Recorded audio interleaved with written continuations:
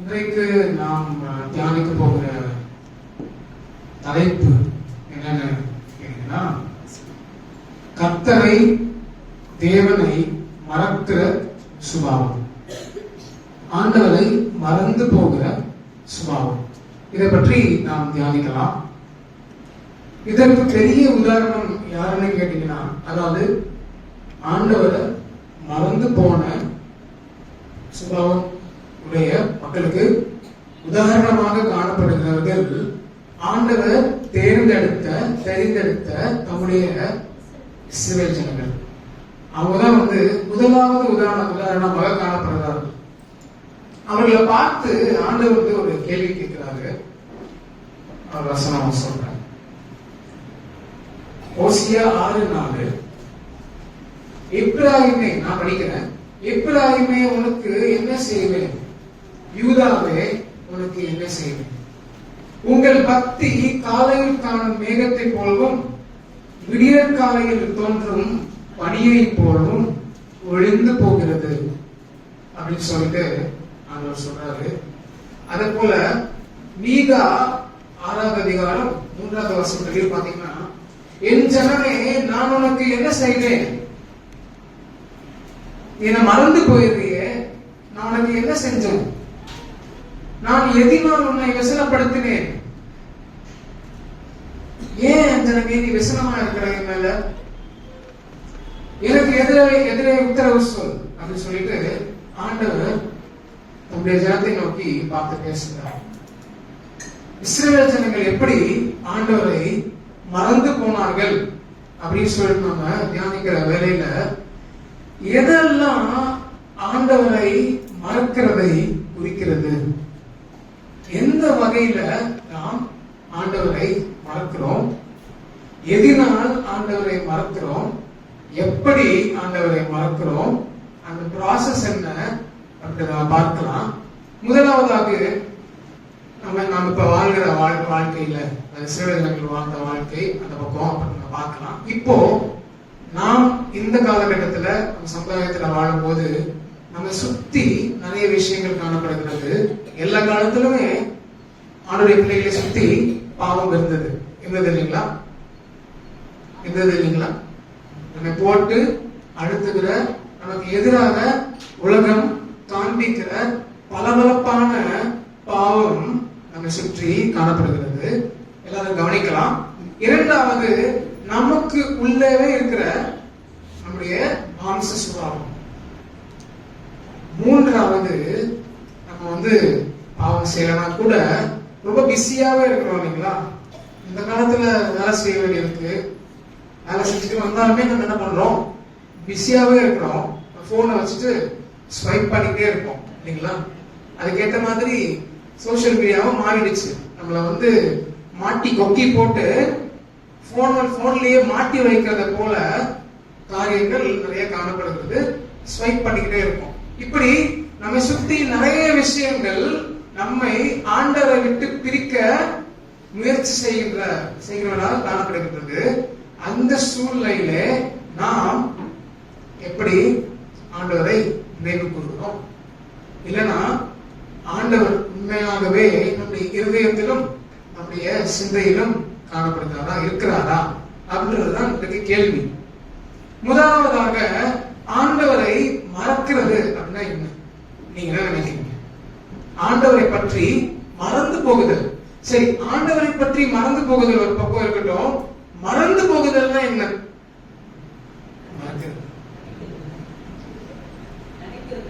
நினைக்கிறது இல்ல. வேற என்ன? மறந்து போகிறத பத்தி நீங்க என்ன நினைக்கிறீங்க? சொல்லலாம். சிந்தனையில இல்ல, ரீப்ளேஸ் ஆயிடுச்சு. வேற ஒரு விஷயம் இருக்க வேண்டிய இடத்துல. நீங்க சொல்லலாம் இன்னும் ரெண்டு காரியங்கள். மறந்து போகுதல் அப்படின்னா என்ன? செய்த நன்மைகளை மறந்து போறது. ஆமென். இஸ்ரவேல் ஜனங்களை ஆராய்ந்து பார்த்தோம்னா ஆண்டவர் பல இடங்கள்ல பல விஷயங்களை பத்தி சொல்றாரு. முதலாவதாக இஸ்ரவேல் ஜனங்கள் மறந்து போனது என்னன்னா, அவருடைய உடன்படிக்கையை மறந்து போனார்கள். ஆண்டவரிடத்துல தாங்கள் செய்த உடன்படிக்கை ஆண்டவர் அவர்களிடத்திலே செய்த உடன்படிக்கையை மறந்து போனார்கள். ஆண்டவரை மறப்பதற்கு ஆரம்பிக்கிறது எப்படின்னா, ஆண்டவரிடத்திலே நாம் செய்த உடன்படிக்கையை மறந்து போகுது. வசனம் படிக்கலாங்களா? உபாகமம் 4வது அதிகாரம் 23வது வசனம். உபாகமம் 4:23 நான் படிக்கிறேன். நீங்கள் உங்கள் தேவனாகிய கர்த்தர் உங்களோட பண்ணின உடன்படிக்கையை மறந்து உங்கள் தேவனாகிய கர்த்தர் வேண்டாம் என்று விளக்கின எவ்வித சாயலான விக்கிரகத்தையும் உங்களுக்கு உண்டாக்காதபடிக்கு எச்சரிக்கையாயிருங்கள். உடன்படிக்கையை மறந்த உடனே என்ன நடக்குது? இங்க என்ன உடன்படிக்கை? என்ன ஆண்டவர் சொல்றாரு? ஆமென். ஆண்டவர் இருக்கிற இடத்துல வேற எந்த விஷயம் வந்தாலும் அது விக்கிரகம். நாம ஒரு படத்தை பார்த்து அதை கும்பிடுறதுனாலயோ, ஒரு சொரூபத்தை பார்த்து நாம் வணங்குறதுனாலயோ விக்கிரக ஆராதனை செய்யல. எல்லாம் கவனிக்கிறீங்களா? ஆண்டவர் இருக்கிற இடத்துல வேற எந்த விஷயம் வந்தாலும் சரி அது விக்கிரக ஆராதனை. முதல் உடன்படிக்கை ஆண்டவர் என்ன சொல்றாரு? முதல் முக்கியமான உடன்படிக்கை, நீங்க என்னையன்றி வேற தேவர்கள் உங்களுக்கு உண்டா இருக்க வேண்டாம். அப்போ உடன்படிக்கையை மறந்து போயிட்டாங்க. எதனால மறந்து போனாங்க? அவங்களுக்கு வேற தேவர்களை ஆயத்தப்படுத்தி பண்ணாங்க. இன்னொரு வசனம் படிக்கலாம். 2 ராஜாக்கள் 17வது அதிகாரம் 38வது வசனத்திலிருந்து நான் படிக்கிறேன். நான் உங்களோட பண்ணின உடன்படிக்கையை நீங்கள் மறவாமலும் அந்நிய தேவர்களுக்கு பயப்படாமலும் உங்கள் தேவனாகிய கர்த்தருக்கே பயந்து நடப்பீர்களாக. நீங்க வசனம் எடுக்க வேண்டாம், குறித்துக் கொள்ளலாம். மோஸ்ட்லி நான் படிப்பேன், அதனால நீங்க கவனிக்கலாம். ரொம்ப வேகமா எடுத்தீங்கன்னா பரவாயில்ல, எடுத்துக்கலாம். உங்கள் தேவனாகிய கர்த்தருக்கே பயந்து நடப்பீர்களாக. அப்பொழுது அவர் உங்கள் எல்லா சத்துருக்களின் கைக்கும் உங்களை தப்புவிப்பார். ஆண்டவர் நமக்கு தெய்வமாக காணப்பட்டால் என்ன பண்ணுவாராம்? சத்துருக்களிலிருந்து நம்மை தப்புவிப்பார் வசனம் சொல்லுது. ஆனாலும் அடுத்த வசனம் 17வது அதிகாரம் 40வது வசனம்.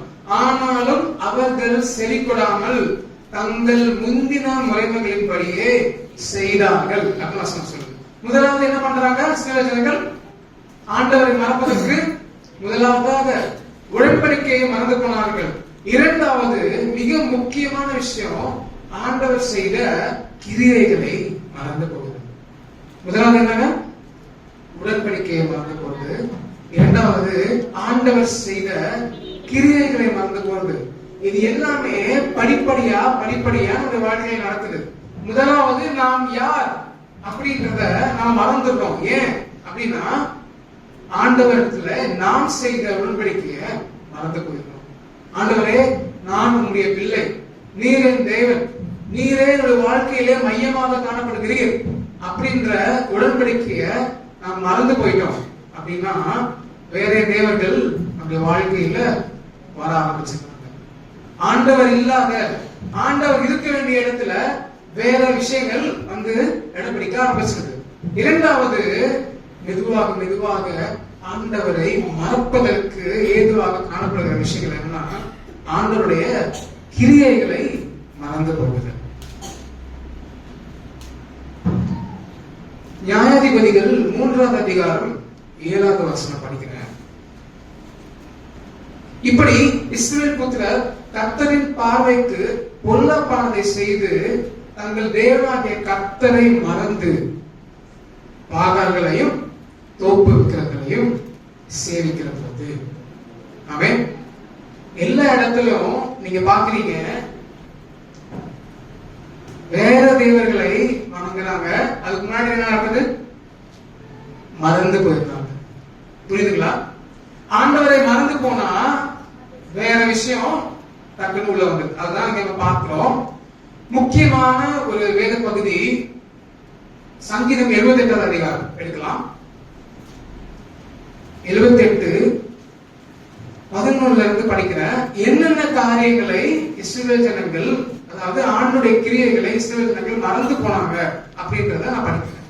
78:11 இருந்து அவருடைய செயல்களையும் அவர் தங்களுக்கு காண்பித்த அதிசயங்களையும் மறந்தார்கள். அவர்களுடைய பிதாக்களுக்கு முன்பாக எகிப்து தேசத்து சோவான் வெளியிலே அவர் அதிசயமானவைகளை செய்தார். கடலை பிளந்து அவர்களை கடக்க பண்ணி ஜலத்தை குவியலாக நிற்கும்படி செய்தார். பகலிலே மேகத்தினாலும் முழுதும் அக்கினி வெளிச்சத்தினாலும் அவர்களை வழிநடத்தினார். வனாந்தரத்திலே கண்மலைகளை பிளந்து மகா ஆழங்களிலிருந்து தண்ணீரை அவர்களுக்கு குடிக்க கொடுத்தார். கண்மலையிலிருந்து நீரோட்டங்களை புறப்பட பண்ணி தண்ணீரை நதி போல ஓடி வரும்படி செய்தார். ஆனாலும் 17வது வசனம் என்ன சொல்றது பாருங்களேன். என்றாலும் அவர்கள் பின்னும் அவருக்கு விரோதமாக பாவம் செய்து வறண்ட வெளியிலே உன்னதமானவருக்கு கோபம் மூட்டினார்கள். தொடர்ந்து படிச்சோம்னா தங்கள் இச்சைக்கேற்ற போதனத்தை கேட்டு தங்கள் இருதயத்திலே தேவனை பரீட்சை பார்த்தார்கள். அவர்கள் தேவனுக்கு விரோதமாய் பேசி தேவன் வனாந்திரத்திலே போஜன பந்தியை ஆயத்தப்படுத்த கூடுமோ? ஆண்டவர் எனக்கு இதெல்லாம் செய்ய முடியுமா? அவரால எனக்கு இவ்வளவு தேவை இருக்குது, எனக்கு இவ்வளவு கடன் இருக்குது, ஆண்டவர் அதிசயம் செய்ய முடியுமா? வானத்திலிருந்து காசை கொட்ட முடியுமா அப்படின்னு கேள்வி கேட்டாங்க. இதோ அவர் கண்மலையை அடித்ததினால் தண்ணீர் புறப்பட்டு நதிகளாய் புரண்டு வந்தது. அவர் அப்பத்தையும் கொடுக்க கூடுமோ? நம்முடைய ஜனத்திற்கு மாம்சத்தையும் ஆயத்தப்படுத்துவாரோ என்றார்கள். தண்ணி கொடுத்துட்டாரு, நான்வெஜ் கொடுப்பாரு, அவரு எப்படி கொடுக்க முடியும் அப்படின்னு கேக்குறாங்க. புரியுதா உங்களுக்கு அந்த வசனம்? கல்ல அடிச்சு உடைச்சதுனால தண்ணி வந்துருச்சு, அடியில தண்ணி மேல வந்துருச்சு. ஆனா இது எப்படி ஒரு நான்வெஜ் கொடுப்பாரு அப்படின்னு கேக்குறாங்க. ஆகையால் கர்த்தர் அதை கேட்டு கோபம் கொண்டார். அவர்கள் தேவனை விசுவாசியாமலும் அவருடைய ரட்சிப்பை நம்பாமலும் போனதினால் யாக்கோபுக்கு விரோதமாய் அக்கினி பற்றி இருந்தது. தொடர்ந்து படிச்சோம்னா மன்னாவை கொடுக்கிறாரு, கீழ்காற்றை வர பண்ணி காளைகளை கொடுக்கிறாரு. 29வது வசனம் படிக்கலாம். அவர்கள் புசித்து திருப்தி அடைந்தார்கள், அவர்கள் இச்சித்தத்தை அவர்களுக்கு கொடுத்தார். ஆனாலும் என்ன பண்ணாங்க? அவன் வந்து ஆண்டவரை செய்த அதிசயங்களை நினைக்கவில்லை. அவருடைய முக்கியமா பார்க்க வேண்டியது என்ன? அவர் செய்த அதிசயமான கிரியைகளை அவங்க மறந்து போயிட்டாங்க. எப்படிங்க மறக்க முடியும்? கடலை 2ஆ பிளந்து கொண்டு வந்தாரு, அற்புதமா மன்னா கொடுத்தாரு, தண்ணி கொடுத்தாரு, அக்கினி ஸ்தம்பமா மேக ஸ்தம்பமா வழி நடத்தினாரு. இத்தனையுமே பார்க்கிறாங்க, எப்படி மறந்து போறாங்க? இன்னொரு வேத பகுதியுமே படிக்கலாம்.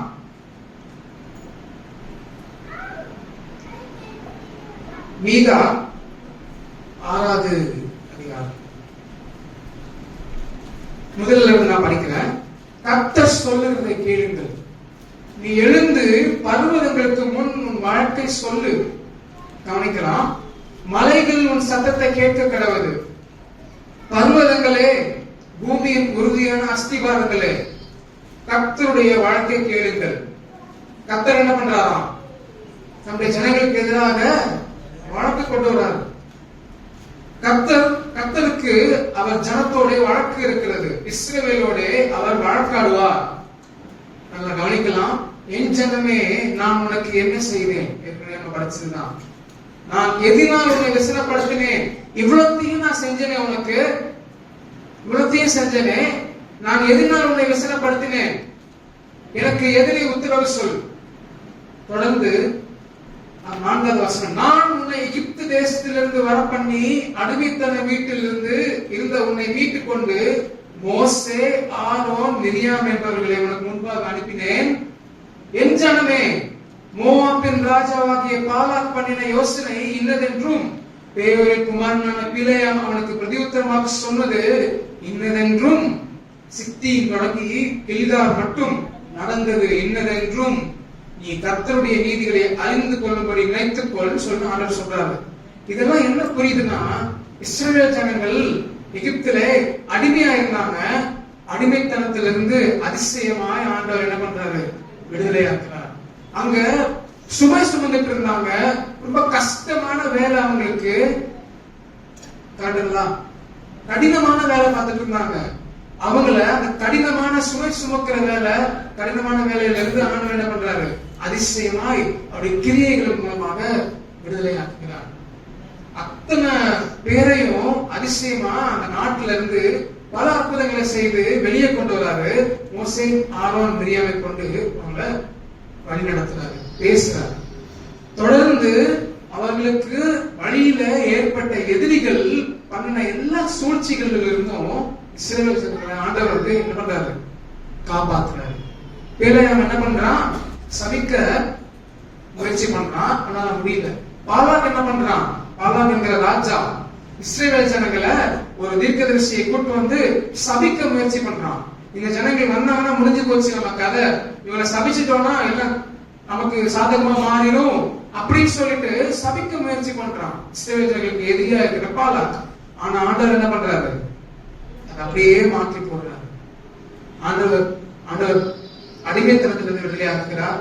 கடினமான வேதனையிலிருந்து விடுதலையாக்குகிறார். அற்புதமா போஷத்து வழி நடத்துகிறார். தண்ணி கொடுத்தார், சாப்பாடு கொடுத்தார், கேட்கறதெல்லாம் கொடுத்தாரு. அவர்களுக்கு எதிராக இருந்த எல்லா மக்களுடைய சூழ்ச்சியையும் ஆண்டவர் கவிழ்த்து கொடுக்கிறார். இதை எல்லாம் பண்ணின ஆண்டவர் இஸ்ரவேல் ஜனங்களை பார்த்து கேட்கிறார், நான் உனக்கு என்ன செஞ்சேன்? நீ என்ன விசனமா இருக்கிற? ஏன் நீ என்ன விசனமா இருக்கிற? கோபமா இருக்கிற? நீ ஏன் என்ன மறந்து போற? அப்படின்னு சொல்லிட்டு ஆண்டவர் கேட்கிறார். தொடர்ந்து இஸ்ரவேல் ஜனங்கள் என்ன மறந்து போனாங்க? முதலாவது என்ன மறந்து போனாங்க? உடன்படிக்கையை மறந்துட்டாங்க. இரண்டாவது என்ன மறந்து போனாங்க? கிரியைகளான அதிசயங்களை மறந்து போனாங்க. மூன்றாவது என்ன மறந்து போனாங்கன்னா,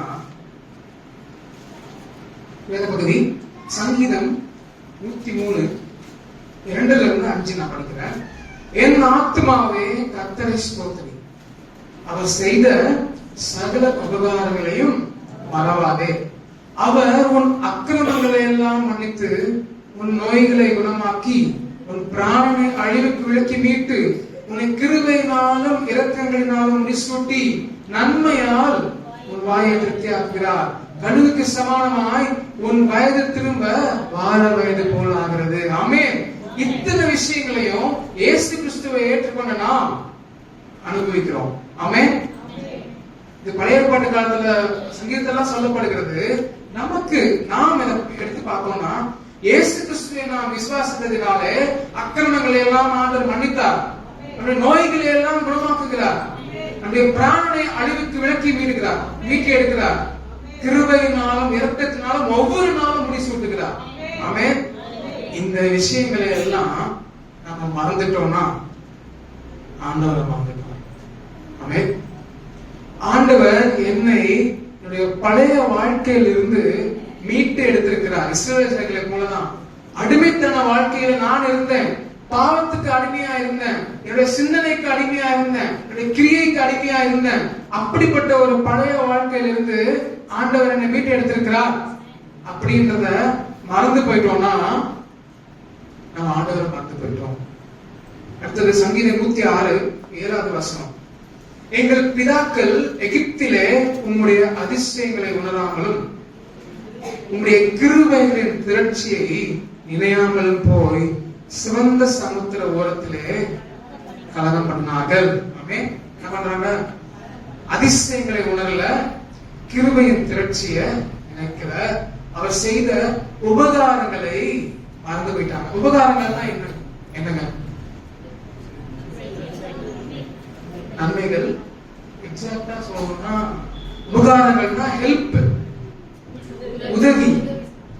சின்ன சின்ன விஷயங்கள் நம்முடைய வாழ்க்கையில ஆண்டவரே அப்படின்னு நம்ம ஜெபம் பண்ணுவோம். ஆண்டவர் என்ன பண்றாரு? சின்ன சின்ன விஷயங்களுக்கு ஆண்டவர் உதவி செய்யறாரா இல்லைங்களா? ஆமென். அந்த சின்ன சின்ன விஷயங்களை கூட ஒரு சிந்தனையில நீங்க நினைச்சு வச்சிருக்கணும். ஆமென். கர்த்தர் செய்த நன்மைகளை மறக்க கூடாது. நன்மைகளை மறந்தோம்னா ஆண்டவரை நாம் மறந்து விடுகிறோம். அதாவது இயேசு கிறிஸ்துவ நமக்கு தெரியும், ஆனா மறந்துடுறோம். ஏன்னா அவருடைய நன்மைகளை நாம் மறந்து விடுகிறோம். அடுத்தது இஸ்ரவேல் ஜனங்கள் என்ன பண்ணாங்க எதை மறந்தாங்க ஆண்டவரை மறப்பதற்கு இப்படி கேட்டீங்கன்னா, யாக்கோபு 1வது அதிகாரம் 22 25 வரைக்கும் படிக்கிறேன். இது நமக்கு பொருந்தும். அல்லாமலும் நீங்கள் உங்களை வஞ்சியாதபடிக்கு, நமக்கெல்லாம் தெரிஞ்சதுதான், உங்களை வஞ்சியாதபடிக்கு திருவசனத்தை கேட்கிறவர்களாய் மாத்திரமல்ல அதன்படி செய்கிறவர்களாயும் இருங்கள். என்னத்தினாலெனில் ஒருவன் திருவசனத்தை கேட்டும், கவனிக்கலாம், அதன்படி செய்யாதே போனால் கண்ணாடியிலே தன் சுபாவ முகத்தை பார்க்கிற மனுஷனுக்கு ஒப்பாயிருப்பான். அவன் தன்னை தானே பார்த்து அவ்விடம் விட்டு போன உடனே தன் சாயல் என்னதென்று மறந்து விடுவான். எப்படிங்க? வசனத்தை படிச்சுட்டு வசனத்தை பத்தி தெரிஞ்சுக்கிட்டு அதன்படி செய்யலன்னா கண்ணாடியில நம்ம முகத்தை பார்த்துட்டு அந்த பக்கம் போன உடனே மறந்து போயிருது இல்லையா? அதே போல வசனத்தையும் மறந்து போகிறவர்களாக நாம் காணப்படுவோம். சுயாதீன பிரமாணமாகிய பூரண பிரமாணத்தை உற்று பார்த்து, அதாவது ஆண்டவர் வசனத்தை உற்று பார்த்து அதிலே நிலைத்திருக்கிறவனே கேட்கிறதை மறக்கிறவனாய் இராமல் அதற்கேற்ற கிரியை செய்கிறவனாய் இருந்து தன் செய்கையிலே வாக்கியவனாயிருப்பான். ஆமென். ஆண்டவரை மறப்பதிலே அடுத்த படி என்னன்னா, ஆண்டுடைய வசனத்தை மறப்பது. அந்த வசனத்தை எப்படி மறந்து போகிறோம்னா, வசனத்தை கேட்டு அதுபடி செய்யலன்னா என்ன பண்றோம்? ஆண்டுடைய வசனத்தை மறந்து போகிறோம். இன்னொரு வசனம் படிக்கலாம். ஓசியா 4வது அதிகாரம் 6வது வசனம். என் ஜனங்கள் அறிவில்லாமையினாலே சங்காரமாகிறார்கள், நீ அறிவை வெறுத்தாய். இங்க அறிவன் குறிப்பிடப்படுகிறது என்னன்னா, ஆண்டவரை, அவருடைய வசனத்தை அதிக அறிவு. ஆகையால் நீ என் ஆசாரியனாயிராதபடிக்கு நானும் உன்னை வெறுத்து விடுவேன். முக்கியமாக கவனிங்க, நீ உன் தேவனுடைய வேதத்தை மறந்தாய், ஆகையால் நானும் உன் பிள்ளைகளை மறந்து விடுவேன். ஆண்டுடைய வேதத்தை எத்தனை பேர் நேசிக்கிறோம்? அவருடைய வசனத்தை படிப்பதற்கு எத்தனை பேருக்கு வாஞ்சை இருக்கிறது? ஆமென். நம்மளே நாம் ஆராய்ந்து பார்ப்போம். ஆண்டவர் தெளிவா சொல்றாரு, நீ உன் தேவனுடைய வேதத்தை மறந்தாய். வேத புத்தகத்தை எடுத்து வாசிக்கிறதுக்கே மனசு இல்ல, வேத புத்தகத்துல நேரம் செலவிடுவதற்கு நேரம் இல்ல, மற்றதுக்கெல்லாம் நேரம் இருக்கு. அப்படிப்பட்ட விஷயங்கள் என்ன குறிப்பிடுகிறது, என்னத்தை காண்பிக்கிறது அப்படின்னா, ஆண்டவரை நாம் மறந்து விடுகிறோம், மறந்து விட்டோம் அப்படின்றதான் காண்பிக்கிறது. அதுதான் வசனம் சொல்லுது. ஆமென். நீ உன் தேவனுடைய வேதத்தை மறந்தாய். இப்படி ஆமென். அது ஒரு பயமான விஷயம், அதை படிக்க வேண்டாம். நாம் அனைவரும் அவருடைய வேதத்தை நேசிப்போம், வாசிப்போம்.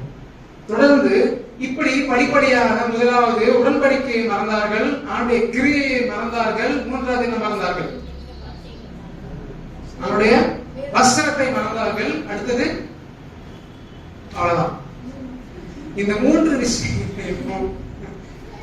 மறந்துட்டாங்க அப்படின்னா அடுத்தது என்ன நடக்கும் அப்படின்றத பார்க்கலாங்களா? ஓசியா 13:6 இத மறந்துட்டாங்க. இத மறந்துட்ட பிறகு என்ன கண்டிஷன் இருந்தாங்க அதை மறக்கிறப்போ அப்படின்றதுதான். ஆமென். இந்த உடன்படிக்கையை மறந்தாங்க, கிரியைகளை மறந்தாங்க, அவருடைய வசனத்தை மறந்தாங்க இல்லைங்களா? அவர் செய்த உபகாரங்களை மறந்தார்கள். 4 விஷயங்கள். இந்த விஷயங்கள்லாம் மறக்கிறப்போ அவங்க எப்படிப்பட்ட ஒரு சூழ்நிலையில இருந்தார்கள் அப்படின்றதுதான் இந்த வசனம் சொல்லுது. தங்களுக்கு இருந்த மேய்ச்சலினால் திருப்தியானார்கள். திருப்தியான பின்பு எல்லாம் கவனிக்கிறீங்களா? அவர்கள் இருதயம் மேட்டிமையாயிற்று, அதனால் என்னை மறந்தார்கள். ஆமென். ஆண்டவர் அடிமைத்தனத்திலிருந்து கூட்டிட்டு வெளியே வந்துட்டாரு, அதிசயமா வழி நடத்தினாரு, கானான் தேசத்துக்குள்ள போயிட்டாங்க, தேவைக்கெல்லாம் சந்தித்தாரு, அவங்க கட்டவனை வீட்டை அவங்க சுதரித்தாங்க, அவங்க இருக்கிற ப்ராப்பர்ட்டிஸ் எல்லாம் அவங்களுக்கு கிடையாது, வேற இடத்தவங்களோடது. ரொம்ப சுகமா வாழ ஆரம்பிச்சுட்டாங்க. அப்ப அடுத்தது என்ன நடக்குது? அதான் வசனம் சொல்லுது, தங்கள் மேய்ச்சலினால் திருப்தியானார்கள். திருப்தியான பின்பு அவள் இருதயம் மேட்டுமையானது, அதனால் என்னை மறந்தார்கள். என்ன நடக்குது? சுகமான வாழ்க்கையை ஆண்டவர் கொடுக்கும் போது ஆண்டவர் நம்மை ஆசீர்வதிக்கும் போது அந்த ஆசீர்வாதம் என்ன பண்ணலாம், நம்ம இருதயத்தை மேட்டிமையாக்குகிறது. அதனால என்ன பண்றாங்களா, மக்கள் ஆண்டவரை மறந்து போகிறார்கள். அதனாலதான் இயேசு கிறிஸ்து சொன்னாரு, ஐஸ்வர்யவான்கள் தேவனுடைய ராஜ்யத்தில் பிரவேசிப்பது மிகவும் கஷ்டம், ஆனா ஆண்டவரால முடியும் அப்படின்னு சொல்லிட்டு இயேசு கிறிஸ்து சொன்னார். ஏன் அப்படின்னா, அவங்களுக்கு தேவையே இல்லை இல்லைங்களா ஆண்டவரை தேடுறதுக்கு. கரெக்டுங்களா? எல்லாமே இருக்கு அவங்கள்ட்ட. திருப்தியா சாப்பிடுறாங்க, திருப்தியா வாழ்றாங்க, சுகமா இருக்கிறாங்க. உலகத்துல காணப்படுகிற பிரச்சனைகள் அவர்களுக்கு இல்ல. எதுக்கு ஆண்டவரை தேடணும்? அப்படிப்பட்ட சூழ்நிலைக்கு நாம் தள்ளப்படாதபடி நாம் எச்சரிக்கையா இருக்க வேண்டும். நம்முடைய இருதயம் மேட்டிமை அடையாதபடிக்கு, ஆண்டவரை மறக்காதபடிக்கு எச்சரிக்கையா இருக்க வேண்டும். ஆமென். தொடர்ந்து படிச்சோம்னா 4வது வசனம் ரிவர்ஸ்ல படிக்கிறேன் பாருங்க. நான் உன்னை எகிப்து தேசத்திலிருந்து அழைத்து வந்தது முதல் உன் தேவனாகிய கர்த்தராய் இருக்கிறேன். ஆகையால் நீ என்னை அன்றி வேற தேவனை அறிய வேண்டாம். என்னை அன்றி ரட்சகர் ஒருவரும் இல்லை. நான் உன்னை மகா வறட்சியான தேசமாகிய வனாந்திரத்திலே அறிந்து கொண்டேன். மகா வறட்சியான தேசத்திலிருந்து செழிப்பான பாலும் தேனும் ஓடுகிற தேசத்துக்கு உன்னை கூட்டு வந்து சுகமாய் உன்னை வாழ பண்ணியிருக்கிறேன். அந்த சமயத்துல நீ நல்லா திருப்தி அடைந்து இதயம் வேற்றுமையாகி ஆண்டவரை மறந்து போயிட்டீங்க அப்படின்னு ஆண்டவர் சொல்றார். அடுத்தது உபாகமம் 8வது அதிகாரம் 12-17 ரொம்ப தெளிவா ஆண்டவர் பேசுறார். உபாகமம் 8:12 நான் படிக்கிறேன். நீ புசித்து திருப்தியாகி நல்ல வீடுகளை கட்டி அவைகளில் குடியிருக்கும் போதும் கவனிக்கலாம்.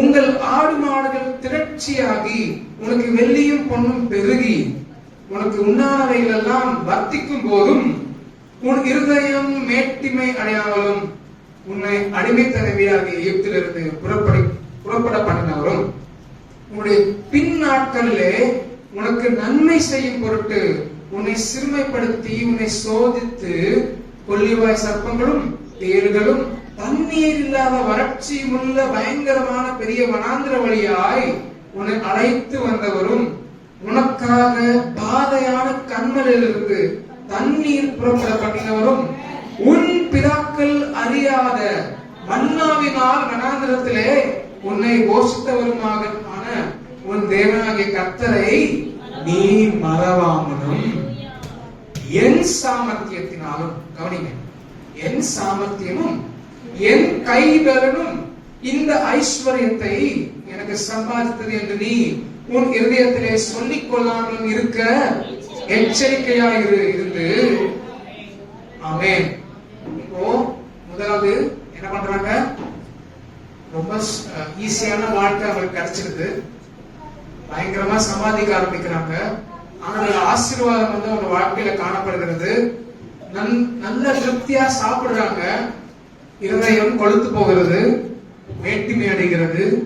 எனக்கு ஆண்டவர் தேவையில்லை, என் கையினால எல்லாத்தையும் செஞ்சேன், நான் ரொம்ப திறமைசாலி, எனக்கு பயங்கர டேலண்ட் அப்படின்னு சொல்லிட்டு என்ன பண்றாங்க, நான் தான் எல்லாத்தையும் பண்ணேன் அப்படின்னு ஆண்டவரை மறந்து போயிடறாங்க. இரண்டாவதாக இஸ்ரவேல் ஜனங்களை ஆண்டவரை மறக்க செய்தது என்ன அப்படின்னு கேட்டீங்கன்னா, சங்கீதம் 106வது அதிகாரம் 35வது வசனம். சங்கீதம் 106:35. ஜாதிகளுடனே கலந்து அவர்களுடைய கிரியைகளை கற்று, அடுத்த வசனம், அவர்களுடைய விக்கிரகங்களை சேவித்தார்கள், அவைகள் அவர்களுக்கு கண்ணியாயிற்று. முதல் படி என்ன பண்றாங்க, சுலபமாக ஈஸியாக எல்லாமே மாறிடுது, லைஃப் வந்து ரொம்ப கம்ஃபர்டபுள் ஆயிடுது. கரெக்டுங்களா? இப்ப நம்ம எல்லாமே நிறைய கம்ஃபர்டபுளா வாழ்றோம், கம்ஃபர்டபுள் ஆயிடுது, ஆண்டவரை மறந்துட்டாங்க. அப்ப என்ன பண்றாங்களா, பக்கத்துல மக்கள் வாழ்றாங்க இல்லையா, அவங்க பண்ற வினோதமான விஷயங்கள் இன்ட்ரெஸ்டிங்கா இருக்கு. சுத்தி வாழ்ற புறஜாதிகளுடைய வாழ்க்கை முறை இவர்களுக்கு புதிதாக இருக்கிறது, இன்ட்ரெஸ்டிங்கா இருக்குது. ரெகுலரா ஆண்டவரை சேவிக்கிறது அவங்களுக்கு எப்படி இருக்கான், போர் அடிக்குது. அதனால என்ன பண்றாங்க, ஜாதிகளுடனே கலந்து, அவங்க ஃப்ரெண்ட்ஷிப் வந்து தப்பாயிடுச்சு, அவர்கள் கிரியைகளை கற்று அவர்களுடைய விக்கிரகங்களை சேவித்தார்கள். எல்லாமே படிப்படியா நடக்கும். உடன்படிக்கையை மறந்து, கிரியைகளை மறந்து, உபகாரங்களை மறந்து, ஆண்டுடைய வசனத்தையே மறந்து கீழ்ப்படியாமல் கடைசியில ஆண்டவர் நன்மை செய்வதை மறந்து சுலபமாக ஈஸியா வாழ்கிற அவர்கள் இதயத்தில் மேட்டுமை கொண்டு கொழுத்து போய் ஆண்டவரை மறந்து போய் வாழ்க்கை ரொம்ப போர் அடிக்குது அப்படின்னு சொல்லிட்டு அவங்க என்ன பண்றாங்க, சுற்றி இருக்கிற மக்களுடைய நடைமுறைகளை என்ன பண்றாங்க, கற்றுக்கொள்கிறாங்க. உலகத்தை பார்த்து உலகத்தை போலவே வாழ ஆரம்பிக்கிறாங்க. உலகம் நம்முடைய இதயத்திலே வந்துவிட்டால் ஆண்டவர் நம்முடைய இதயத்துல இருக்க மாட்டார். உலகத்தின் கிரியைகள் சொன்னதை விட உலகத்துடைய வாழ்க்கை முறை நம்முடைய வாழ்க்கை முறையாக மாறிடுச்சு அப்படின்னா ஆண்டவர் நம்முடைய உள்ளத்துல இல்லை. தனியாக ஆண்டவருக்கென்று பிரித்து எடுக்கப்பட்ட மக்கள் நாம். ஆமென். இதுக்கப்புறம் என்ன ஆயிடுச்சு? இங்கே நம்ம பார்த்துட்டோம், ஆண்டவர் மறந்துட்டாங்க. மறந்த உடனே ஆண்டவர் இருக்க வேண்டிய இடத்துல வேற ஏதோ விஷயம் வந்துருச்சு. அந்த காலகட்டத்தில் என்ன பண்ணாங்க, விக்கிரகாராதனை பண்ணாங்க. இந்த காலகட்டத்தில் நம்ம என்ன பண்றோம், ஆண்டவருக்கு கொடுக்க வேண்டிய நேரத்தை கொடுக்காம நம்ம என்ன பண்றோம்னா என்டர்டைன்மெண்ட்ல நம்ம நேரத்தை செலவு பண்றோம். ஆமென். ஆண்டவருக்கு நேரம் கொடுக்க முடியாது, ஆனா என்டர்டைன் பண்ணிக்கிறதுக்கு நேரம் இருக்கிறது. டைம் பாஸ் பண்றதுக்கு நமக்கு நேரம் இருக்கிறது. அவங்க ஓரேதுல மோசே அவனுடைய உடன்படிக்கையை வாங்கறதுக்காக மலை மேல ஏறி போயிட்டார். தெரியுது உங்களுக்கு? பல நாட்களாக மோசே வரல. இஸ்ரவேலர்கள் எல்லாம் கேக்குறாங்க, என்ன இன்னும் காணும். உடனே என்ன ஆயிடுச்சு, தங்களை வழி நடத்தி வந்த ஆண்டவரை மறந்துட்டாங்க. அவங்க கண் முன்னாடி இருந்த மோசே தான் அவங்களுக்கு ஆண்டவர். புரியுதுங்களா? ஆண்டவர் வழி நடத்தினாருன்றது அவங்களுக்கு மைண்ட்ல இல்ல, மோசே தான் வழி நடத்தினா அப்படின்றது மைண்ட்ல இருக்கு. மோசேவை காணோம், இதுக்கு மேல நம்ம எங்க போக போறோம், கானான் தேசத்துக்கு எப்படி போக போறோம், நம்மள யார் வழி நடத்த போறா? சரி, உடனே என்ன பண்றாங்க, தங்க ஆபரணங்கள் எல்லாம் கழட்டி போட்டு உருக்கி அவங்களுக்குன்னு ஒரு கடவுளை ஏற்படுத்திக்கிறாங்க. கண்ணுக்குட்டிய வார்த்தை எடுத்துக்கிறாங்க. என்ன சொல்றாங்க, இதுதான் அவங்கள எகிப்து தேசத்துல இருந்து இதுவரைக்கும் கூட்டிட்டு வந்துச்சுன்னு சொல்றாங்க. எவ்வளவு அற்புதம் செஞ்சு ஆண்டவர் கூட்டு வந்திருக்கிறாரு. மோசையை தான் நடத்தினாரு, வழி நடத்தினாரு.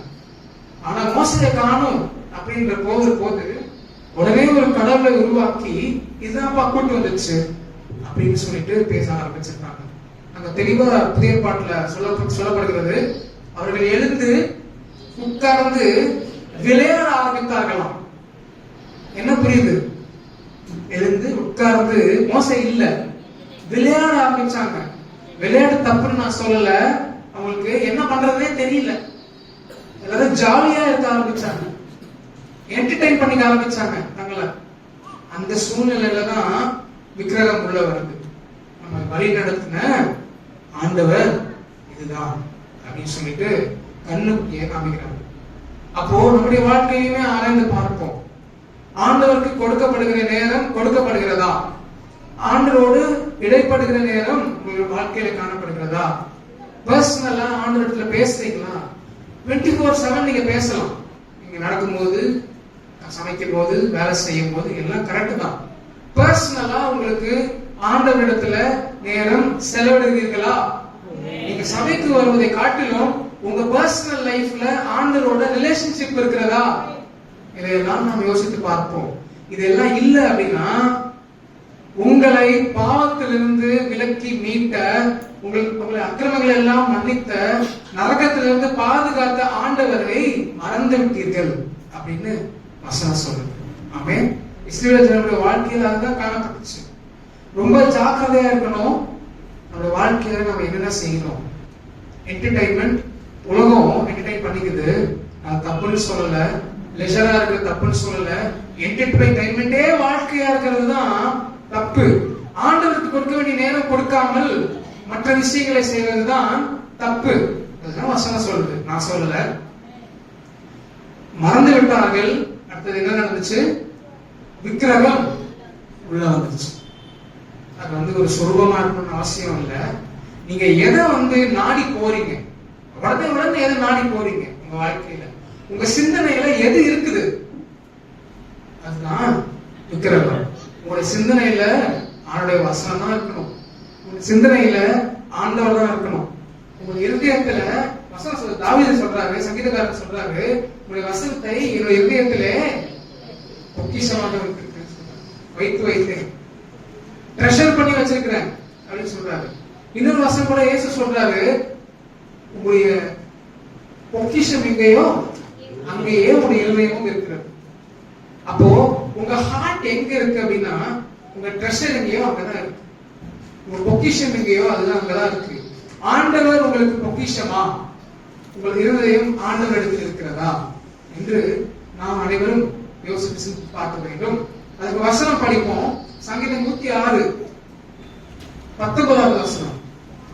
அவர்கள் ஓரேபிலே 106:19 அவர்கள் ஓரேபிலே ஒரு கன்றுக்குட்டியை உண்டாக்கி வாழ்விக்கப்பட்ட விக்கிரகத்தை நமஸ்கரித்தார்கள்.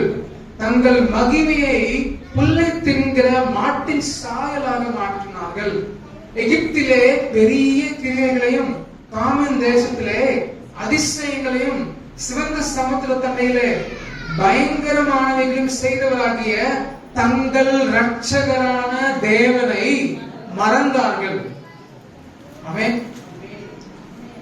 இதுதான் நம்முடைய வாழ்க்கையிலுமே நடக்கிறதுக்கான வாய்ப்பு இருக்கிறது. உடன்படிக்கையை மறந்து, அவருடைய கிரியைகளை மறந்து, உபகாரங்களை மறந்து, அவனுடைய வசனத்தை மறந்து நம்முடைய வாழ்க்கை நன்மையாக மாறும்போது மேட்டுமை அடைந்து ஆண்டவரை மறந்து நமக்கு விருப்பமான பிரியமான நம்முடைய மாம்சம் இச்சிக்கிறதான விஷயங்கள் நமக்கு தெய்வமாக மாறுகிறது. ஆமென். இந்த சூழ்நிலையில ஆண்டவர் நம்ம இடத்துல என்ன எதிர்பார்க்கிறார், ஆண்டவரை நினைவு கொள்ளுகிற வகையில ஆண்டவர் நம்ம இடத்துல என்ன எதிர்பார்க்கிறார் அப்படின்னு சொல்லிட்டு நான் பார்க்கலாம். ரொம்ப விரைவாக நான் ஒரே ஒரு 2 பேரை உங்களுக்கு எடுத்துக்காட்டா வைக்க விரும்புகிறேன். எப்பிராயிம், யோசேப்பு, யூதா. அதாவது யோசேப்புடைய பிள்ளைகள் மனாசே, எப்பிராயிம். வேத பகுதியை எடுத்து வாசிக்கலாம், நான் வேகமாக சொல்றேன். ஆதியாகமம் 48வது அதிகாரத்துல படிச்சோம் அப்படின்னா, யாக்கோபு வந்து கானான் தேசத்துல இருந்து எகிப்து தேசத்துக்கு யோசேப்பு கூட்டு வந்துடுறாரு. கவனிக்கிறீங்களா? இது கொஞ்சம் இன்ட்ரெஸ்டிங்கான விஷயம். யாக்கோபு என்ன பண்றாரு? கானான் தேசத்துல இருந்து எங்க வந்துடுறாரு? எகிப்து தேசத்துக்கு வந்துடுறாரு. ஏன்னா கானான் தேசத்திலையும் சுற்றி இருக்கிற எல்லா இடங்கள்லயும் பயங்கரமான பஞ்சம் இருக்கு. அப்போ வந்துட்ட பிறகு பாத்தீங்கன்னா அவருக்கு ரொம்ப வயசாயிடுது, இறந்து போகிறதான ஒரு சூழ்நிலை, கண்டு சரியா தெரியாத சூழ்நிலை, வயசாயிட்டு ரொம்ப டயர்டா இருக்கிறாரு, கஷ்டமா இருக்கிறாரு. அந்த சூழ்நிலையில யோசேப்புக்கு சொல்றாங்க. யோசேப்பு தான் என்ன பண்றாரு? எகிப்துக்கு பிரைம் மினிஸ்டரா இருக்கிறார், ரொம்ப பெரிய ஒரு பதவியில இருக்கிறார். அந்த சூழ்நிலையில உங்க அப்பா வந்து உடம்பு சரியில்லாம இருக்கிறாரு அப்படின்னு சொல்லிட்டு செய்தி வந்த உடனே யோசேப்பு என்ன பண்றாரு? தன்னுடைய பிள்ளைகள் மனாசே, எப்பிராயிம கூட்டிட்டு யாக்கோபு கிட்ட போனாரு. ஆண்டவரை மறப்பதற்கும் இந்த நிகழ்வுக்கும் என்ன சம்பந்தம் நீங்க யோசிக்கலாம். நான் சொல்றேன். எப்பிராயிமையும் மனாசேவையும் யாக்கோபுக்கு முன்பாக கூப்பிட்டு வந்து நிறுத்துறாரு. என்ன பண்றாரு யோசேப்பு? யாக்கோபுடைய வலது பக்கம், வலது கை இருக்கிற பக்கம் மனாசே முதல் குழந்தையை நிறுத்துறாரு. எப்பிராயிம் 2வது குழந்தை இடது பக்கம் நிறுத்துறாரு. யாக்கோபு என்ன பண்றாரு? அவங்களை பிளஸ் பண்ணணும், கடைசி நாட்கள் ஆசீர்வதிச்சிருக்கேன்னு சொல்லிட்டு வலது கையை எடுத்து கிராஸ் பண்ணி எப்பிராயிம் தலை மேல வைக்கிறாரு, இடது கையை எடுத்து கிராஸ் பண்ணி மனாசே தலை மேல வைக்கிறாரு. உடனே யோசேப்புக்கு பிடிக்கல, இவங்க தான் ஃபர்ஸ்ட் பையன் அப்படின்னு சொல்லிட்டு கண்ணு தெரியல போல இருக்கு அப்படின்னு சொல்லிட்டு கையை எடுத்து மனாசே தலை மேல வைக்க போறாரு, ஃபர்ஸ்ட் பையன் தலை மேல. உடனே யாக்கோபு சொல்றாரு, அதெல்லாம் எனக்கு தெரியும் அப்படி சொல்லி ஐநோ அப்படின்னு சொல்லிட்டு அப்படியே கை வச்சு ஆசீர்வதிக்கிறாரு. அப்போ இவன் தான் முதல் பையன் சொன்ன உடனே அவர் சொல்றாரு, இவர்களை நான் ஆசீர்வதிக்கிறேன், இவன் பயங்கரமா பெருகுவான், என்னுடைய தகப்பனாகிய ஈசாக்கு, அவனுடைய தகப்பனாகிய ஆபிரகாம், அவர்களுடைய பெயரு எப்பிராயிம் வழியாக காணப்படும் அப்படின்னு சொல்லிட்டு இளையவனாகி எப்பிராயிமை ஆசீர்வதிக்கிறார். அப்போ யோசிப்பு கேட்ட உடனே இவனையும் ஆசீர்வதிக்கிறேன், இவனும் பெருகுவான் அப்படின்னு சொல்லிட்டு சொல்றாரு. இஸ்ரவேலிலே ஒரு ஸ்டேட்மெண்ட் உருவாகுமா, ஒரு பேச்சு வழக்கு. என்ன அப்படின்னா, எப்ராயிம் மனாசே போல அப்படின்னு சொல்லிட்டு வருமா. அந்த வகையில இளையவனாகிய எப்ராயிம என்ன பண்றாரு, யாக்கோபு தேர்ந்தெடுத்து ஆசீர்வதிக்கிறார். இப்படிப்பட்ட ஒரு எப்ராயிம், ஆசீர்வதிக்கப்பட்ட எப்ராயிம், யாக்கோபுடைய முதல் பையன் இருக்கிறான் பாத்தீங்களா, ரூபன். யாக்கோபுடைய முதல் பையன் ரூபன். அவனுக்கு போக வேண்டிய ஆசீர்வாதத்தை யோசேப்பு கொடுக்கணும் அப்படின்றதுதான் வந்து யாக்கோபுடைய மனசுல இருக்கு. அந்த ஆசீர்வாதத்தை என்ன பண்றாரு, இந்த ரெண்டு பிள்ளைகளுக்கு கொடுக்கிறாரு. முதல்ல ஆசீர்வதிக்கப்பட்டவர்கள், இறப்பதற்கு முன்பாக ஆசீர்வதிக்கப்பட்டவர்கள் இவங்க. அதுலயுமே இளையவனை வந்து தேர்ந்தெடுத்து ஆசீர்வதிக்கிறாரு. அந்த வசனத்தை படிக்கலாம். உபாகமம் இல்லை, ஆதியாகமம் 48வது அதிகாரம், 40 அதிகாரம் நான் படிக்கிறேன், 16 படிக்கிறேன். எல்லா தீமைக்கும் ஆசீர்வதிக்கும் போது சொல்றாரு, எல்லா தீமைக்கும் நீங்களாக்கி. 15 படிக்கிறேன். அவன் யோசேப்பை ஆசீர்வதித்து, என் பிதாவாகிய ஆபிரகாமும் ஈசாக்கும் வழிபட்டு வணங்கிய தேவனும், நான் பிறந்த நாள் முதல் இந்நாள் வரைக்கும் என்னை ஆதரித்த தேவனும், எல்லா தீமைக்கும் நீங்களாக்கி என்னை மீட்ட தூதருமானவர் இந்த பிள்ளைகளை ஆசீர்வதிப்பாராக.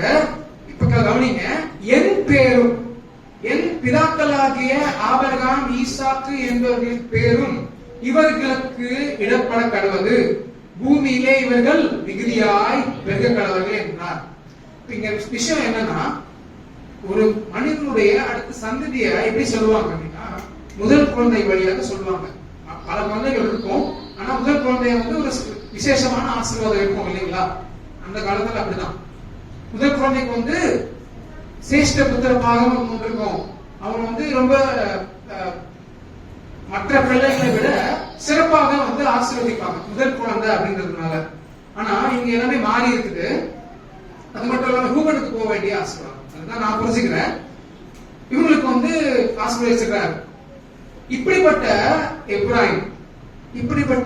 எப்ராயிம் பழுத்து பெருகின பின்பாக தேர்ந்தெடுக்கப்பட்ட எப்ராயிம், அதாவது தன்னுடைய சந்ததி இவங்க மூலமா காணப்படும், என்னுடைய தகப்பனுடைய பேர், தகப்பனுடைய பேர் எப்ராயிம் மனாசே வழியா காணப்படும் அப்படின்னு ஆசீர்வதிக்கப்பட்ட இந்த எப்ராயிம் எப்படி மாறுறான் அப்படின்றத பார்ப்போம். சங்கீதம், அதே சங்கீதம் 78 தான். இப்படி அதிசயமாக வழக்கத்துக்கு மாறாக யாக்கோபு என்ன பண்றாரு, தேர்ந்தெடுக்கிற இந்த எப்ராயிம் என்ன பண்றான், அந்த எப்ராயிம் புத்திரர் என்ன பண்றாங்க அப்படின்னா 78:9, ஆயுதம் அணிந்த வில் வீரரான எப்ராயிம் புத்திரர் யுத்த நாளிலே முதுகு காட்டினார்கள்.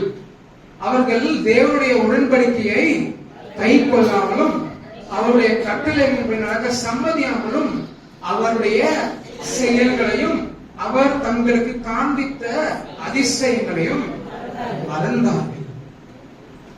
ரொம்ப பெருக்கமாக பழுகி பெருகுவார்கள் சொல்லிட்டு ஆசீர்வதிக்கிறார் யாக்கோபு. வந்து பயங்கரமா பெருகுவார்கள், மிகுதியாய் பெருகுவார்கள் ஆசீர்வதிக்கிறாரு. அவங்க பெருகிட்டாங்க. இஸ்ரேல் ஜனங்கள்ல பயங்கர பவர்ஃபுல்லான ட்ரைப்ல ஒரு ட்ரைப் வந்து எப்ராயிம். நீங்க பழைய ஏற்பாட்டுல படிச்சீங்கன்னா நிறைய இடத்துல எப்ராயிம் காணப்படும். அப்படிப்பட்ட அந்த வீரரான எப்ராயிம் என்ன பண்ணாங்க, எப்ராயிம் புத்திரர் யுத்த நாள்ல முதுகு காட்டினாங்களாம். அவருடைய கூட சகோதரர் கூட போய் போர் செய்வதற்கு அவர்களுக்கு பயம். ஏன் அப்படின்னு கேட்டீங்கன்னா, அவருடைய செயல்களையும் அவர் தங்களுக்கு காண்பித்த அதிசயங்களையும் மறந்தார். கர்த்தர் செய்த அதிசயங்களை மறந்துட்டோம்னா கடினமான சூழ்நிலையில என்ன பண்ணுவோம், முதுகு காட்டி அதை நம்மளால ஃபேஸ் பண்ண முடியாது. எப்ராயிம் புத்திரர் அப்படிதான் காணப்பட்டாங்க. ஆனா ஆண்டவர் என்ன எதிர்பார்க்கிறார், தொடர்ந்து படிப்போம். 78வது அதிகாரம் 67வது வசனத்தை படிக்க. இதெல்லாம் எப்படி கனெக்டா இருக்குன்னு பாருங்களேன். நான் ஆதியாகமத்துல சொல்லப்பட்ட விஷயமும் இங்க இருக்கிற விஷயமும் கனெக்டா இருக்கு.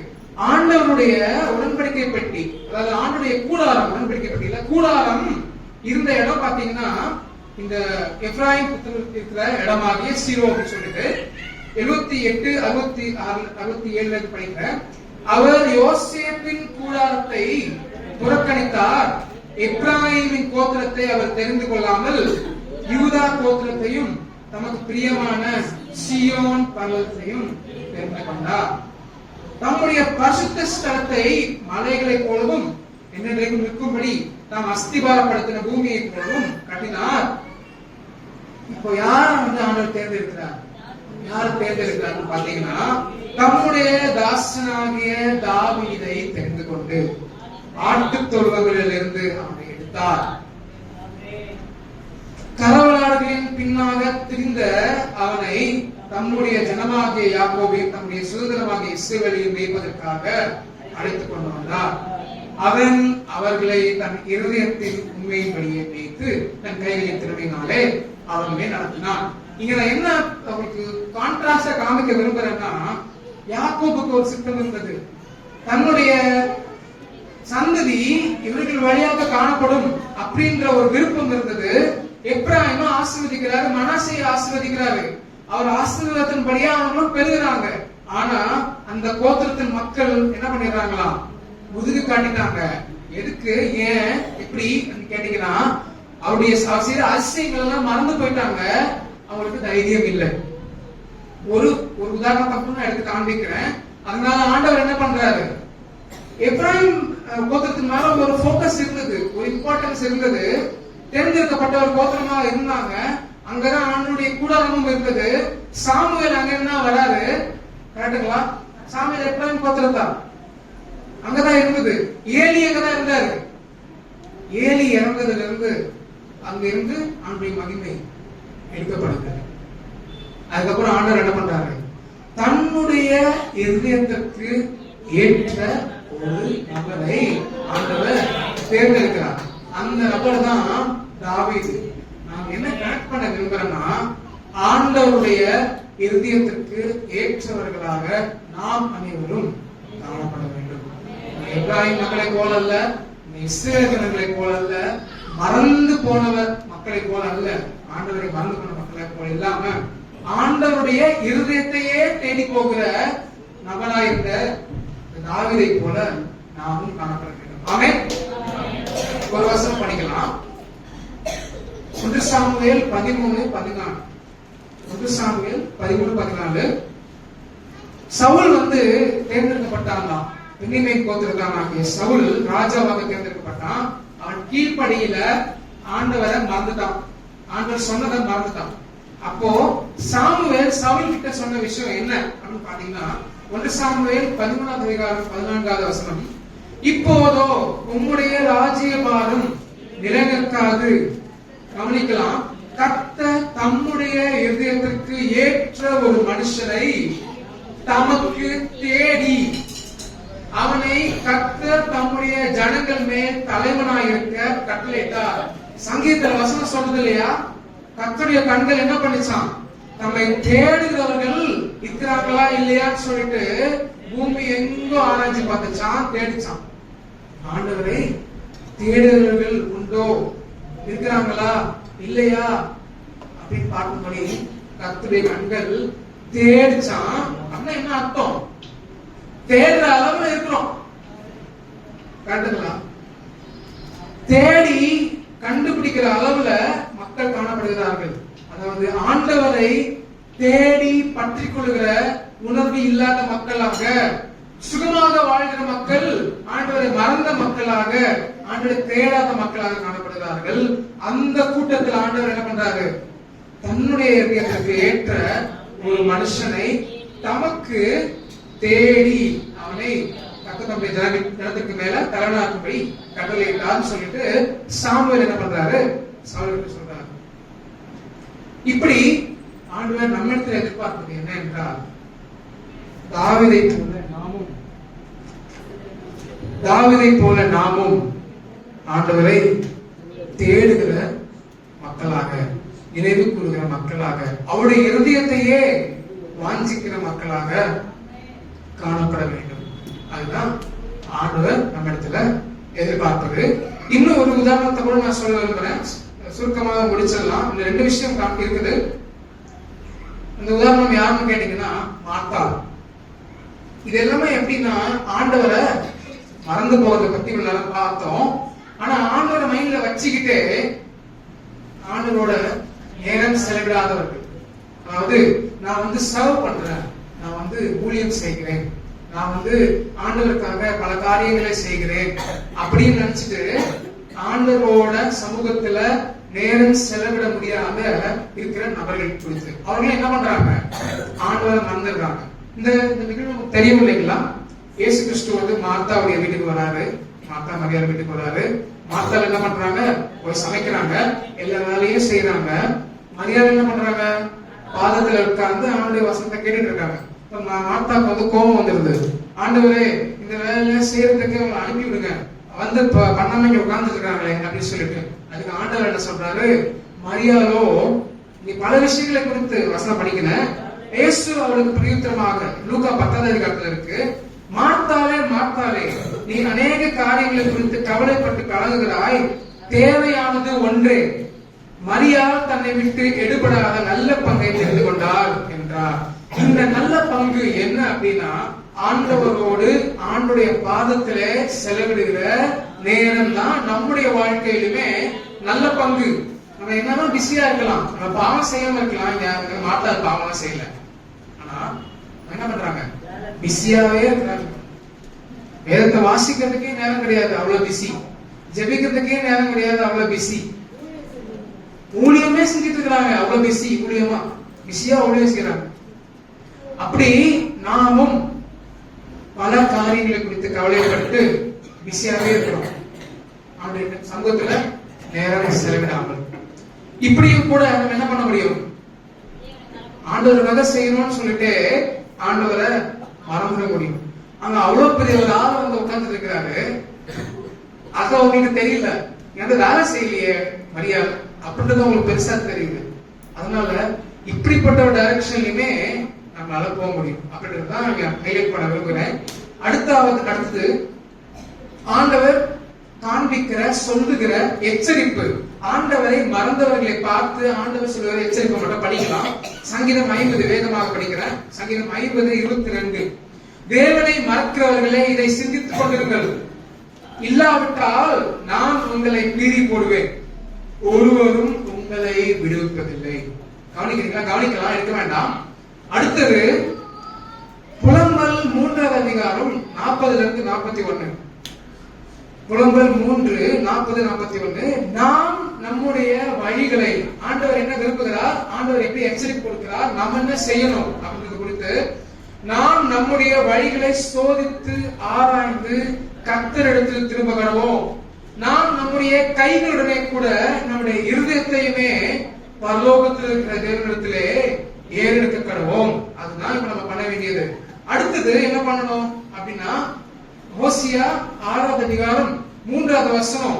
இப்படி நாம் கைகளை ஆண்டவர் முன்பாக உயர்த்தும் போது உண்மையாகவே நம்முடைய இருதயத்தையும் உயர்த்துவோமானால், ஓசியா 6வது அதிகாரம் 3வது வசனம், அப்பொழுது நாம் அறிவடைந்து, அதாவது நாம் நம்மை ஆராய்ந்து பார்த்து, நான் ஆண்டவரை நேசிக்கிறேனா, ஆண்டவரை நான் மனதில் வைத்திருக்கிறேனா, சிந்தனையில ஆண்டவர் இருக்கிறாரா, ஆண்டவர் வசனம் உள்ளத்துல இருக்கிறதா, ஆண்டவருடைய சமூகத்துல நேரம் செலவிடுகிறேனா, இதையெல்லாம் நாம் சிந்தித்து பார்த்து ஆராய்ந்து பார்த்து வழிகளை சோதித்து பார்த்த பிற்பாடு 6வது அதிகாரம் 3வது வசனம், அப்பொழுது நாம் அறிவடைந்து கர்த்தரை அறியும்படி தொடர்ந்து போவோம், அவருடைய புறப்படுதல் அருணோதயம் போல் ஆயத்தமாயிருக்கிறது.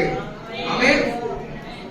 அவர் மழையை போலவும் பூமியின் மேல் பெய்யும் முன்மாறி பின்மாறியை போலவும் நம்மிடத்திலே வருவார். ஆமென். ஆண்டவர் நம்மிடத்திலே வருவதற்கு ரொம்ப ஆர்வமாக, நம்மிடத்தில் நேரம் செலவிடுவதற்கு ஆர்வமாக இருக்கிறார். நாம் ஆர்வமாக இருக்கிறோமா என்று நாம் சிந்தித்து பார்க்க வேண்டும்.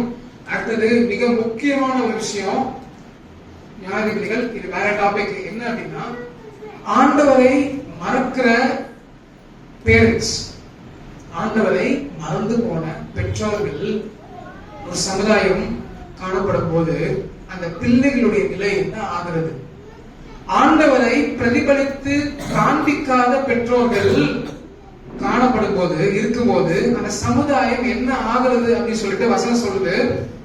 நியாயாதிபதிகள் 2வது அதிகாரம் 10வது வசனத்திலிருந்து, அக்காலத்திலே இருந்த அந்த சந்ததியார் எல்லோரும் தங்கள் பிதாக்களுடன் சேர்ந்து கேட்கப்பட்ட பின்பு, கவனிங்க, கர்த்தரையும் அவர் இஸ்ரவேலுக்காக செய்த கிரியையையும் அறியாத வேறொரு சந்ததி அவர்களுக்கு பின் எழும்பிற்று. அப்பொழுது இஸ்ரவேல் புத்திரர் கர்த்தரின் பார்வைக்கு பொல்லாப்பானதை செய்து பாகால்களை சேவித்து தங்கள் பிதாக்களை எகிப்து தேசத்திலிருந்து புறப்பட பண்ணின அவருடைய தேவனாகிய கர்த்தரை விட்டு தங்களை சுற்றிலும் இருக்கிற ஜனங்களுடைய தேவர்களாகிய அந்நிய தேவர்களை பின்பற்றி போய் அவர்களை பணித்துக் கொண்டு கர்த்தருக்கு கோபம் பண்ணினார்கள். அவர்கள் கர்த்தரை விட்டு பாதாளையும் அஸ்தரத்தையும் சேவித்தார்கள். பெற்றோர்கள் ஆண்டவரை பிள்ளைகளுக்கு கற்றுக் கொடுக்கவில்லை என்றால், போதிக்கவில்லை என்றால், வாழ்ந்து காண்பிக்கவில்லை என்றால், இது எல்லாருக்கும் பொருந்தும், எனக்கும் பொருந்தும், நானும் கூறியுள்ளவனாக காணப்படும். இல்லை என்றால் பிள்ளைகள் ஆண்டவரை அறிந்து கொள்ள மாட்டார்கள். பிள்ளைகள் ஆண்டவரை அறிந்து கொள்ளலன்னா பிசாசு ஈஸியா பிள்ளைகளை உலகத்துக்குள் கொண்டு போய்விடுவார் அந்த வயதில். அப்போ ஆண்டவர் என்ன சொல்றாரு? திரும்பவும் எல்லாரும் போயிட்டு 78வது அதிகாரத்தை சங்கீதம் 78 படிச்சு பார்க்கலாம். வீட்டுல போயிட்டு முதல் வசனத்துல இருந்து என்ன சொல்லப்படுகிறதுன்னு பார்ப்போம். என் ஜனங்களை என் உபதேசத்தை கேளுங்கள், என் வாயின் வசனங்களுக்கு உங்கள் செவியை சாயுங்கள், என் வாயை ஊமைகளாக திறப்பேன், பூர்வ காலத்து மறைபொருளை வெளிப்படுத்துவேன். கவனிக்கலாம். அவைகள் நாங்கள் கேள்விப்பட்டு, என்ன சொல்றாரு சங்கீதக்காரன்? நாங்கள் கேள்விப்பட்டு அறிந்தோம், எங்கள் பிதாக்கள் அவைகளை எங்களுக்கு தெரிவித்தார்கள். பின்வரும் சந்ததியான பிள்ளைகளுக்கு நாங்கள் அவைகளை மறைக்காமல் கர்த்தரின் துதிகளையும் அவருடைய பலத்தையும் அவர் செய்த அவருடைய அதிசயங்களையும், கவனிச்சீங்களா, விவரிப்போம். அவர் யாக்கோபிலே சாட்சியை ஏற்படுத்தி இஸ்ரவேலிலே வேதத்தை ஸ்தாபித்து அவைகளை தங்கள் பிள்ளைகளுக்கு அறிவிக்கும்படி நம்முடைய பிதாக்களுக்கு கட்டளையிட்டிருக்கிறார். நமக்கும் ஆண்டவர் கட்டளையிட்டிருக்கிறார். இனி பிறக்கும் பிள்ளைகளாகிய பின் சந்ததியார் அதை அறிந்து கொண்டு அவர்கள் எழுப்பி தங்கள் பிள்ளைகளுக்கு, பாருங்க, தங்கள் பிள்ளைகளுக்கு அவைகளை சொல்லும்படிக்கும் தேவன் மேல் அவர்கள் தங்கள் நம்பிக்கையை வைத்து தேவனுடைய செயல்களை மறவாமல் அவர் கற்பனைகளை கைக்கொள்ளும்படிக்கும், மறக்காம கைக்கொள்ளும்படிக்கும், இருதயத்தை செவிப்படுத்தாமலும் தேவனை உறுதியாய் பற்றிக் கொள்ளாமல் இருந்த முரட்டாட்டமும் கலகமும் உள்ள சந்ததியாகிய தங்கள் பிதாக்களுக்கு அவர்கள் ஒப்பாகாதபடிக்கு இவைகளை கட்டளையிட்டார். இதை யாருக்கு சொல்றாருன்னா, கானான் தேசத்துக்கு வந்து சேர்ந்த இஸ்ரவேல் ஜனங்களுக்கு சொல்றார் ஆண்டவர். எகிப்துல இருந்து ஸ்டார்ட் பண்ணாங்க இல்லைங்களா இஸ்ரவேல் ஜனங்க, அவங்க எல்லாமே வனாந்திரத்துல என்ன பண்ணாங்களாம்? இறந்து போயிட்டாங்க, அடிக்கப்பட்டு போனாங்க. 2 பேரை தவிர, யோசுவா காலேபை தவிர. அவங்களுடைய பிள்ளைகள் தான் இஸ்ரவேல் ஜனங்களாக கானான் தேசத்துல பிரவேசித்தாங்க. அவங்களுக்கு ஆண்டவரை பத்தி தெரியுது. ஆனாலும் கொஞ்சம் கொஞ்சமா அந்த வருஷங்கள் கடந்து போகிறப்போ என்ன நடக்குது? ஆண்டவரை பற்றி அறிவும் குறைந்து போயிட்டே இருக்குது, டைல்யூட் ஆகிட்டே இருக்குது. தண்ணியில சர்க்கரை போட்டு இன்னும் கொஞ்சம் தண்ணி ஊத்தி ஊத்தினா சர்க்கரைய தண்ணியே இருக்காது. அதே போல டைல்யூட் ஆகி போய் ஆண்டவரை அறிகிற அறிவு மக்களுக்கு காணப்படாமல், தங்களுடைய பிள்ளைகளுக்கு சொல்லிக் கொடுக்காமல், ஆண்டவரை அறிகிற அறிவு இல்லாமல், ஆண்டவரை பற்றியே தெரியாம அடுத்த சந்ததி வித்தியாசமா மாற ஆரம்பிச்சது. அது ரொம்ப பரிதாபத்துக்குரிய ஒரு நிலைமை. அதுதான் இப்படி அதிசயமா ஒரு ஜனங்களை வனாந்திரத்துல அவங்களை ப்ரிப்பேர் பண்ணி, யோசித்து பாருங்களேன், வனாந்திரம் அவங்களை ட்ரெயின் பண்ணுது. இஸ்ரவேல் ஜனங்கள்லாம் ரொம்ப ரக்கடா வராங்க. வனாந்திரத்துல வாழ்ந்து சேர்ந்த மக்கள், அதிசயமா ஆண்டுடைய அற்புதங்களை பார்த்த மக்கள். அப்படிப்பட்ட மக்கள் தங்களுடைய பிள்ளைகளுக்கு ஆண்டவர் செய்ததை விவரிக்காமல் சொல்லிக் கொடுக்காம வளர்த்ததுனால ஒரு சந்ததி உருவாச்சான். அந்த சந்ததி என்னாச்சான்? ஆண்டவருக்கே தெரியாத சந்ததியாச்சான். அதனால நம்முடைய பிள்ளைகளுக்கு ஆண்டவரை பற்றி நாம் சொல்லிக் கொடுப்பது முக்கியம். அதை விட ஆண்டவரை பிரதிபலித்து வாழ்ந்து காண்பிப்பது முக்கியம். ஆமென். கடைசியாக ஆண்டவருடைய இருதயம் எப்படி இருக்கிறது? ஆண்டவரை மறந்த மக்களை குறித்து பார்த்து ஆண்டவருடைய இருதயம் என்ன சொல்லுகிறது அப்படின்னு பாத்தீங்கன்னா, எரேமியா 31வது அதிகாரம் 18 இருந்து 20 படிக்கிறேன். இது வந்து யாரு சொல்றா அப்படின்னா, எப்ராயிம் சொல்றான். ஆண்டவர் சொல்றாரு. நம்ம ஏற்கனவே பார்த்தோம் இல்லையா? எப்ராயிம் அந்த எப்ராயிம் பேசுவதாக ஆண்டவர் சொல்லுகிறார். நீர் என்னை தண்டித்தீர், நான் பணியாத மாடு போல அழிக்கப்பட்டேன். கவனிக்கலாம், என்னை திருப்பும் எப்ராயிம் சொல்றாங்க. அப்பொழுது, அதாவது எப்ராயிம் கோத்திரம், அப்பொழுது திருப்பப்படுவேன். நீரே என் தேவனாகிய கர்த்தர். நான் திரும்பின பின்பு மனஸ்தாபப்பட்டு கொண்டிருக்கிறேன். நான் என்னை அறிந்து கொண்டதற்கு பின்பு விழாவிலே அடித்துக் கொண்டிருக்கிறேன். அதாவது ரொம்ப வருத்தப்பட்டு அழுது வெட்கி நாடிக்கொண்டிருக்கிறேன். என் இளவயதின் நிந்தையை சுமந்து வருகிறேன் என்று எப்ராயிம் துக்கித்து புலம்பிக் கொண்டிருக்கிறதை நிச்சயமாய் கேட்டேன். அதாவது ஒரு உருவகமாக எரேமியா தீர்க்கதரிசி பேசுறாரு. அதாவது இஸ்ரவேல் ஜனங்களை தான் குறிக்குது. அப்போ ஆண்டவர் என்ன சொல்றாரா? எப்ராயிம் எனக்கு அருமையான குமாரன் அல்லவோ, அவன் எனக்கு பிரியமான பிள்ளை அல்லவோ. அவனுக்கு விரோதமாய் பேசுறது முதல் அவனை நினைத்துக் கொண்டே இருக்கிறேன். ஆண்டவர் என்ன சொல்றாரு? எப்ராயிமை நினைத்துக் கொண்டே இருக்கிறேன். ஆகையால் என் உள்ளம் அவனுக்காக கொதிக்கிறது, அவனுக்கு உருக்கமாய் இறங்குவேன் என்று கர்த்தர் சொல்கிறார். ஆமென். போர் அடிக்குதுங்களா?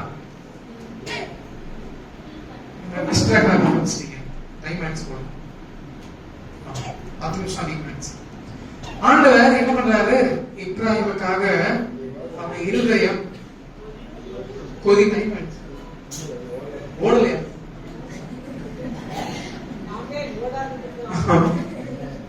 12:10 நிக்குது. ஆண்டவரை விட்டு விலகி இருக்கிறதை உணர்ந்த இஸ்ரவேல் ஜனங்கள் ஆண்டவரை பார்த்து ஜெபிக்கும் போது ஆண்டவர் சொல்றாரு, அவனுக்காக என் உள்ளம் கொதிக்கிறது, அவனுக்கு உருக்கமாய் இறங்குவேன் என்று கர்த்தர் சொல்கிறார். நாம நம்முடைய வாழ்க்கையை ஆராய்ந்து பார்ப்போம். நம்முடைய இருதயத்திலே ஆண்டவர் இருக்கிறாரா? நம்முடைய சிந்தனையிலே ஆண்டவர் இருக்கிறாரா? நம்முடைய அனுதின வாழ்க்கையிலே நம்முடைய நடைமுறைகள்ல ஆண்டவர் இருக்கிறாரா? அனுதின வாழ்க்கையில ஜெனரலா நம்ம வாழ்கிற வாழ்க்கையில ஆண்டவர் இருக்கிறாரா? நம்முடைய சிந்தனையிலே ஆண்டவர் இருக்கிறாரா? ஆண்டவரோடு நம்ம பேசுகிறோமா? அல்லது இயேசு என்கிற நபரை தெரியும், அவர் எனக்காக அடிக்கப்பட்டார் என்பதை தெரியும், ஆனா இயேசு வந்து நான் அந்த பைபிள் வச்சிருக்கிற ஷெல்ஃப்ல வச்சிருவேன், நான் அப்படி போன பிறகு எனக்கு ஞாபகமே இருக்காது இயேசுவை குறித்து. என் போன் யூஸ் பண்ணும்போது இயேசுவை குறித்து ஞாபகம் இருக்காது. இப்படி காணப்படுகிறோமா? அல்லது ஆண்டுடைய வசனத்தையும் ஆண்டவரையும் நேசித்து தாவீதை போல ஆண்டுடைய இருதயத்தையே தேடி போகிற மக்களாக நாம் காணப்படுகிறோமா? ஆண்டவர் அப்படிப்பட்ட மக்களை தேடுகிறார், தமக்காக தேடுகிறார் அப்படின்னு வசனம் சொல்லுது. ஆனா மனம் திரும்புறவர்களுக்காக ஆண்டவருடைய இருதயம் என்ன பண்றான்? கொதிக்கிறது, உருக்கமாக அவர்களுக்காக இறங்குவேன். எப்ராயிம் என்னுடைய குமாரன் அல்லவோ, அவன் எனக்கு பிரியமான பிள்ளை அல்லவோ, அவனுக்கு விரோதமாய் பேசினது முதல் அவனை நினைத்துக் கொண்டே இருக்கிறேன் அப்படின்னு ஆண்டவர் சொல்றார். நம்ம ஆண்டவருக்கு விரோதமாக போனாலும், ஆண்டவர் நமக்கு விரோதமாக பாவத்தின் நிமித்தம் காணப்பட்டாலும், அவனுடைய இருதயம் என்ன பண்ணலாம்? நம்மை குறித்து நினைத்துக் கொண்டே இருக்கிறது. உள்ளம் நமக்காக கொதிக்கிறது. வசனம் சொல்லு பாருங்க, எப்படிப்பட்ட அன்பு அவனுடைய அன்பு, அவனுக்கு உருக்கமாக இறங்குவேன். அதனால இன்றைக்கு நம்முடைய வாழ்க்கையில நாம் சிந்தித்து பார்ப்போம், அவனுடைய வேதத்தை நேசிப்போம், வாசிப்போம், சுவாசிப்போம், பிள்ளைகளுக்கு கற்றுக் கொடுப்போம், வாழ்ந்து காண்பிப்போம். ஆண்டவர் எதிர்பார்க்கிற தாவீதை போல ஆண்டவருடைய இருதயத்தையே நாம் தெரிவிப்போம். ஆமென். கிறிஸ்து இயேசுவின் சிந்தையே எங்களுக்குள்ளும் இருக்கிறது, நமக்குள்ள இருக்கிறது. ஆமென். கர்த்தருக்கு ஸ்தோத்திரம்.